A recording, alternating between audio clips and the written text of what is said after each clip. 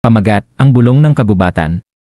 Sa isang nakalimutang sulok ng daigdig, kung saan ang mga ilog ay kumikislap na parang likidong liwanag ng mga bituin at ang mga puno ay humuhuni ng mga sinaunang himig, naroon ang bulong ng kagubatan. Ayon sa alamat, taglay ng kagubatan ang isang lihim, tuwing 1,000 taon, ang pinakamatandang puno nito ay mamumukadkad ng isang gintong bulaklak na kayang tuparin ang isang imposibleng hiling.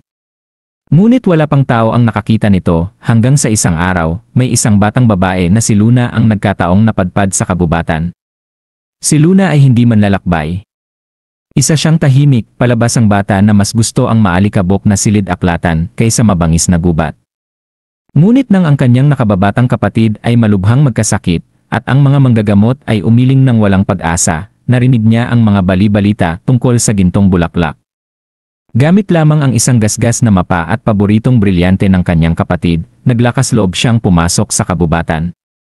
Sa sandaling tumapak siya sa hangganan ng mga puno, nagbago ang mundo. Ang mga paru-paro ay nagningning na parang mga lampara na gumagabay sa kanyang landas. Ang mga bato ay kusang nag-ayos bilang mga hagdan, at isang pilak na soro na may mga matang parang buwan ang sumunod sa kanya. Hinahanap mo ang bulaklak, wika ng sorong, ang tinig ay parang kampanilya. Ngunit sinusubok ng kagubatan ang mga nangangahas. Umuwi ka na, o harapin mo ang 3 pagsubok. Tumanggi si Luna. Ang unang pagsubok ay ang laberinto ng mga salamin, kung saan ang mga anino ay bumulong ng kanyang pinakamalalim na takot, mabibigo ka. Mamamatay siya dahil sayo.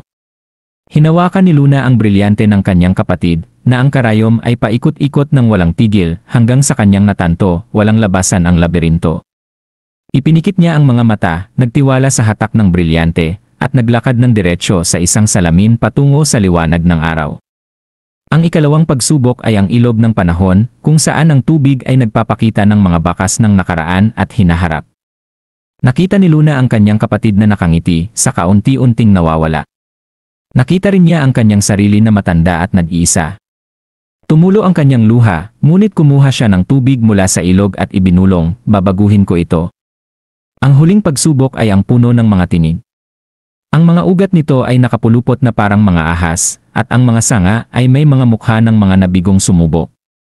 Ano ang iyong isasakripisyo, dagundong ng puno? Nanigas si Luna. Binalaan na siya ng soro, may kapalit ang bulaklak. Naalala niya ang ngiti ng kanyang kapatid, ang pighati ng kanyang mga magulang, at ibinulong kahit ano. Nangatalang puno. Isang bulaklak ang sumibol, ginto, maningning. Ngunit nang abutin ito ni Luna, ang soro ay pumagit na. Ang kapalit ay ang iyong alaala sa kanya, wika nito. Maliligtas mo ang kanyang buhay, ngunit makakalimutan mong siya'y nabuhay. Nabasag ang puso ni Luna. Ngunit tumango siya. Lumiwanag ang bulaklak. Nang magising si Luna sa kanyang kama, ang kanyang kapatid ay nakatawa sa kabilang kwarto, malusog at buo. Ngunit nang yakapin niya ito, nakaramdam siya ng kakaibang kawalan, parang pahinang nilaslas mula sa aklat. Nang gabing iyon, may natagpuan siyang pilak na talulot sa kanyang bulsa, at isang sulat na may di kilalang sulat kamay, kapag handa ka na, naaala-ala pa rin ng kagubatan.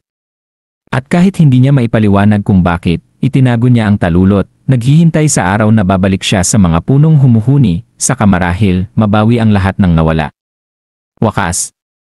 Mga tala sa pagsasalin. 1. Iningatan ang mga pangalan at titulo para sa katapatan sa orihinal na tono. 2. Ginamit ang salitang brilyante para sa kompas upang mapanatili ang diwa ng si paboritong bagay. 3. Ang Whispering Woods ay isinalin bilang bulong ng kagubatan para sa mas malalim na ugnayan sa mitolohiyang Pilipino. 4. Ang huling linya ay isinaling na alaala pa rin ng kagubatan upang iparating ang konsepto ng kolektibong memorya ng kalikasan.